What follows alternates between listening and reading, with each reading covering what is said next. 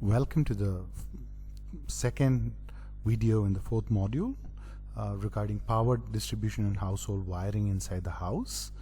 And in this video we're going to talk about a type of wiring which is followed usually called the ring system. Okay, so continuing from where we stopped in the previous video, so you have from the distribution box inside the house, one of these lines are coming into a room, and it is protected by a 30 ampere MCB. So this ensures that all the current that is being drawn is not more than 30 amperes. So the thickness of the wires you can design such that these wires have up to capacity up to draw 30 amperes, right? So that's why you're protecting using this MCB to make sure we don't draw more than that.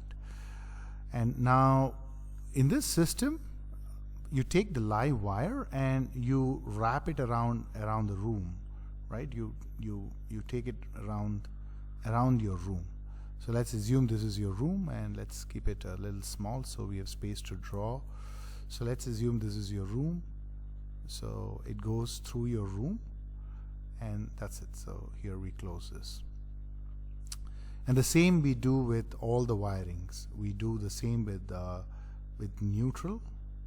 So neutral is also passed around the room.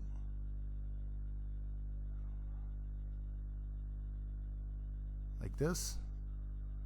And the same we do for the earth. Now we have done the basic ring around the room, inside the room. So if you want to make any connections, let's say we want to make a connection of a fan. So we draw this line, the live line, and the first thing we do is, if you want to protect it by a fuse, we can protect, but for a fan we won't do that. So the first thing that we do is connect it to a switch, and then from the switch we can have it's passed to some kind of regulator, which is nothing but variable resistance, and the other end, I should have drawn this in yellow. Anything that is not live but a component, I want to follow a convention that we draw using yellow color. So this is your switch, and from the switch we have what we call as a variable resistor, and the other end of this is connected to your fan, and your fan can be, again I have to use yellow color here. I have to be very careful with my color convention. So this is your fan. Other end of the fan is connected to the neutral. So this is how you connect fan. This is how we connect even bulb. So let's say this time we want to connect a bulb, but we want to protect it via a fuse, a local fuse, to ensure you don't draw too much current. So after the fuse, again going back and making it yellow color because it's a fuse, and this is your switch. This part is connected now to one end of the bulb. So this is one end of the bulb. The other end of the bulb will be connected to, again, neutral. So this is how we connect a lamp and a fan. Now I want to emphasize that this regulator that you see is a variable resistance. So based on this resistance, your current varies, and so the fan speed also varies, because this resistance controls current. So we call this as regulator. It's actually a current regulator, that's why we call it a regulator. Now if you want to have a 3-pin socket, a circuit works exactly the same. You take the live wire, connect it to a fuse. So let's connect that to a fuse, and from fuse you connect the live wire to a switch. So let's let's say the switch is after the fuse.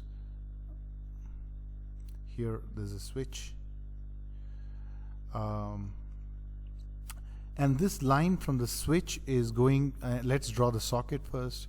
So you have the socket. Sockets are usually 3 pins: earth, live, and neutral. So the live wire is connected directly from the switch to the right side. So this is your live. Your neutral, this is just a convention that is followed for all these 3-pin sockets. So the neutral is connected to your left. So this is your neutral, and the third pin is connected to earth, the earth wire. So this is your earth. So this is how you connect a 3-pin socket. I hope you enjoyed this video. Before we finish this video, I want to talk about few advantages of this ring system. So following are the advantages. So you can see, let's list down one by one. Advantage. So the first one is current can flow in 2 paths. So let's assume for a moment that there's something happened and this connection broke.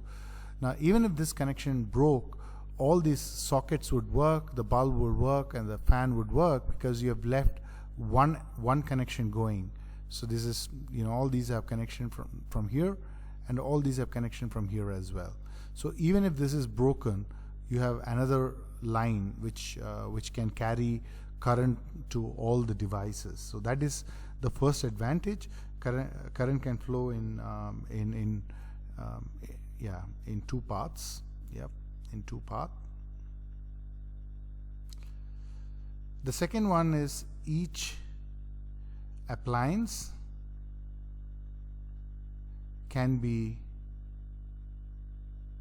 guarded with its own fuse.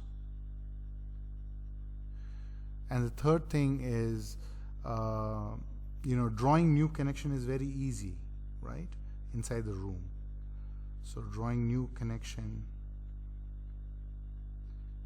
is easy, right?